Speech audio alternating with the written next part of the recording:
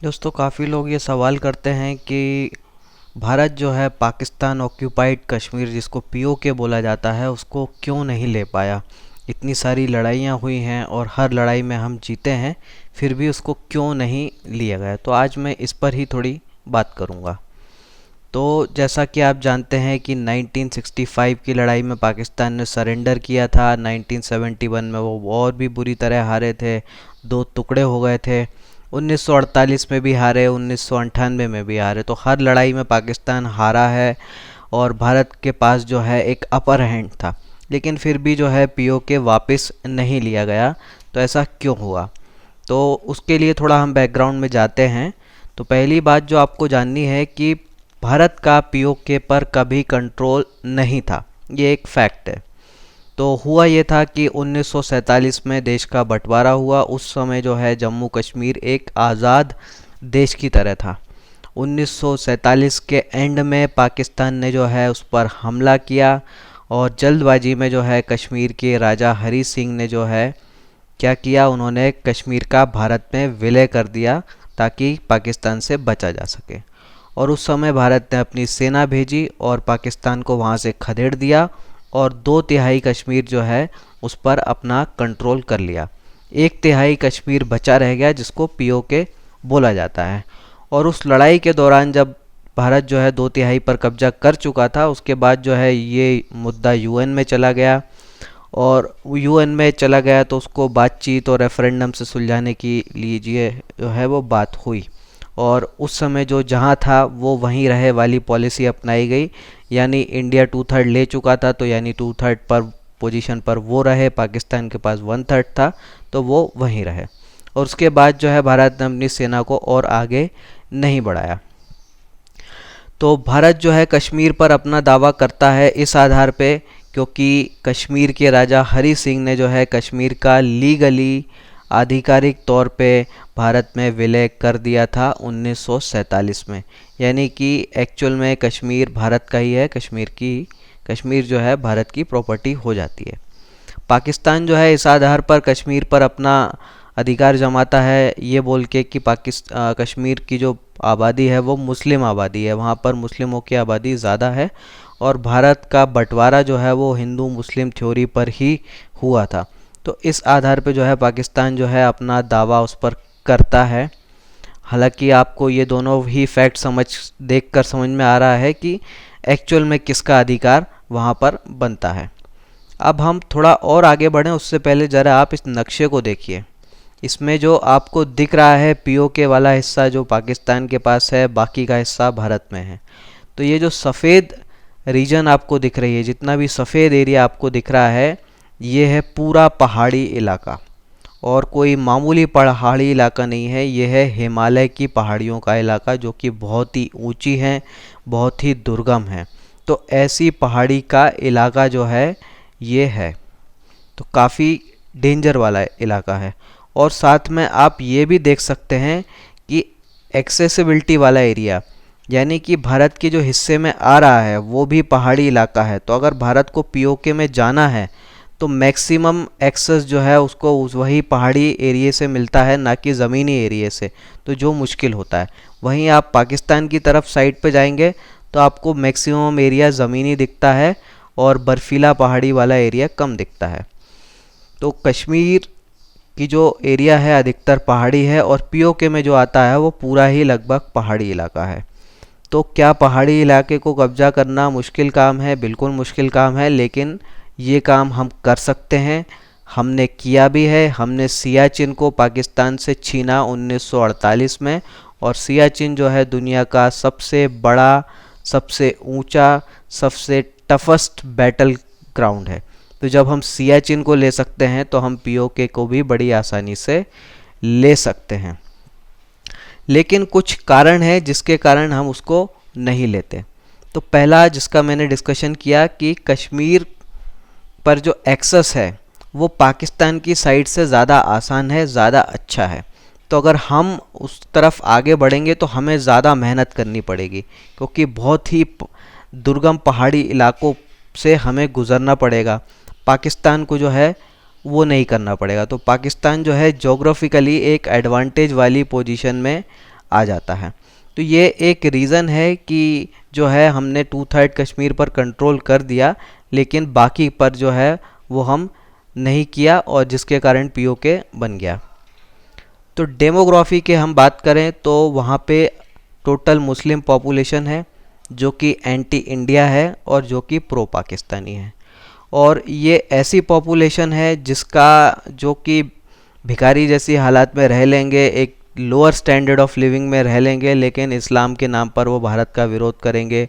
और भले ही पाकिस्तान जो कि उनको बहुत ही घटिया लाइफ दे रहा है, फिर भी उसका साइड जो है इस्लाम के नाम पर ले लेंगे।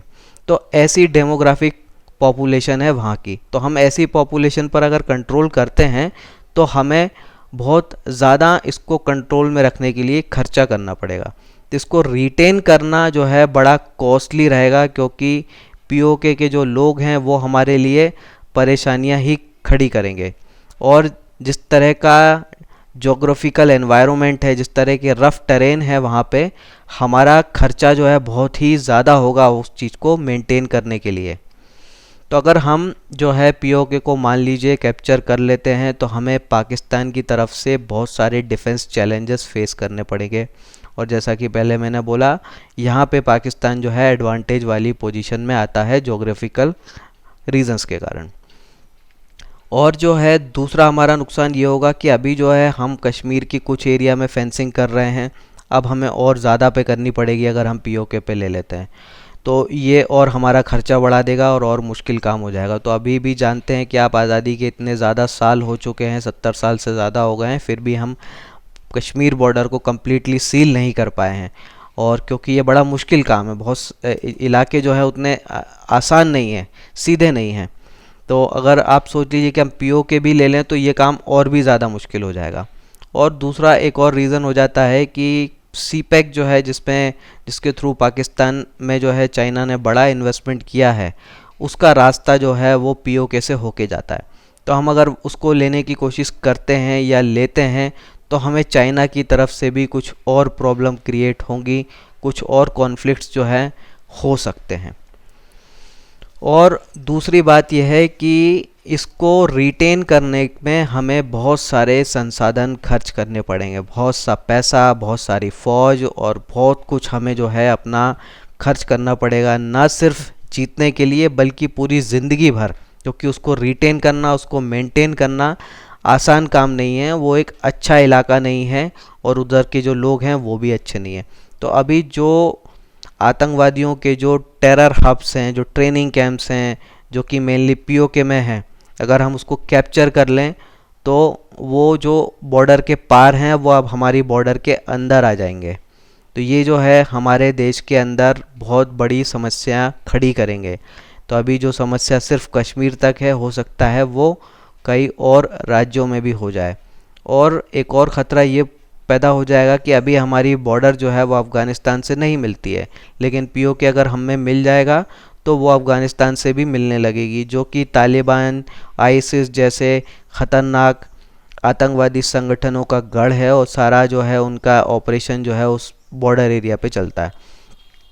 तो एक ख़तरनाक आतंकी संगठन को भी हमें डील करना पड़ सकता है अगर हम इसको ले लेते हैं। तो एक इतने सारे रीज़न जो हैं आप देख रहे हैं, उसको देख के आप समझ सकते होंगे कि इसको लेना में जो है नुकसान ज़्यादा हैं। और एक पॉलिटिकल एंगल की बात करें तो अगर इसको लेना सबसे सही था तो वो सही था 1948 में, क्योंकि उस समय इतनी गंभीर समस्या नहीं थी जितनी कि आज हो चुकी हैं। तो जनरल थिमाया जो कि आज़ाद कश्मीर के एरिया में लड़ रहे थे, उन्होंने नेहरू से बहुत गुहार लगाई थी कि आप 3 हफ्ते रुक जाइए, 3 हफ्ते के अंदर जो है हम हर चीज़ पूरी तरह से अपने कंट्रोल में ले लेंगे। लेकिन नेहरू को जो है यूएन में जाने की बड़ी जल्दबाजी थी, तो वो जो है उस चीज़ को सुने नहीं थे। 1965, 71, 84 में भी जो है हम इसको ले सकते थे, लेकिन तब तक हालात जो है काफ़ी बदल चुके थे। भारत से नफ़रत करने वाले टेरर हब्स और ये चीज़ें जो है वहाँ पर एक इंफ्रास्ट्रक्चर जो है जब तक बन चुका था। तो उसके बाद जो है इकोनॉमिक रीज़न से, स्ट्रेटजिक रीज़न से, कई कारणों से जो है हमारे राजनीतिक लोगों को, हमारी सेनाओं को ये लगा कि उसको ना लेने में ही समझदारी है, और ये बात भी सही है। तो अगर हमने ले लिया होता पीओके को तो हमारे बहुत ज़्यादा खर्चे हो रहे थे, बहुत ज़्यादा हमें अपनी सेना को लगाना पड़ता उसको मेंटेन करने के लिए, रिटेन करने के लिए, और फ़ायदा हमें जो है कुछ भी नहीं होता, क्योंकि वो ऐसी जगह है जहाँ पर आप बिज़नेस नहीं लग कर सकते, आप इंडस्ट्रीज़ नहीं लगा सकते, आप खेती नहीं कर सकते, इस तरह का वो इलाका है। तो ज़्यादा से ज़्यादा आप जो कर सकते हैं वो ये कि आप टूरिस्ट स्पॉट की तौर पे उसको डेवलप कर सकते थे, पर ये काम असंभव जैसा है। अगर ऐसा हो पाता तो पाकिस्तान अब तक कर चुका होता, जो कि बिल्कुल भी नहीं कर पाया। हम भी कश्मीर को कर लेते, क्योंकि कश्मीर भी वैसा ही इलाका है, पर हम भी कश्मीर को जो है पूरी तरह वैसा नहीं कर पाए हैं अभी तक। तो आप समझ सकते हैं कि वो काम कितना आसान है। तो मोटी मोटी बात यही है कि पीओके को कैप्चर करना मुश्किल नहीं है। हमने पाकिस्तान को 4 बार हराया है, तो हम उसको आसानी से फिर भी हरा सकते हैं, कई बार हरा सकते हैं और ले सकते हैं। लेकिन इसको लेने के खर्चे ज़्यादा हैं, नुकसान बहुत ज़्यादा हैं और फ़ायदा कुछ भी नहीं है। तो यही रीज़न है कि हम इतनी बार जो है लड़े जीते पर लिया नहीं। तो इसको कैप्चर ना करने पे जो है हम बहुत सारे संसाधनों को बचाते हैं, और ये संसाधनों को बचा के जो है हम उनका इस्तेमाल देश की प्रगति में करते हैं। तो यही एक कारण है कि हम जो है आज दुनिया की फास्टेस्ट ग्रोइंग इकोनॉमी है। तो एक प्रॉस्परस कंट्री जो है एक उस देश से ज़्यादा अच्छी होती है जिसका साइज़ ज़्यादा बड़ा हो। तो साइज़ मैटर नहीं करता है, आप कितनी समृद्ध हैं वो ज़्यादा मैटर करता है। तो आप देखिए कि भारत में जो है कश्मीरियों की आबादी 1% है, लेकिन भारत को जो है उस पर 10% करीब खर्चा करना पड़ता है। तो बहुत ज़्यादा खर्चा करना पड़ता है। तो अगर पीओके भी हम में शामिल होता तो ये खर्चा और ज़्यादा बढ़ गया होता, और जबकि उस एरिया की जो लैंड है वो 1.5% ही है। तो आप देखिए 1.5% लैंड के लिए हमें इतना खर्चा करना पड़ता है, और ये खर्चा जो है बाकी के 98% से ज़्यादा के हिस्से पर उनके विकास पर असर डालता है।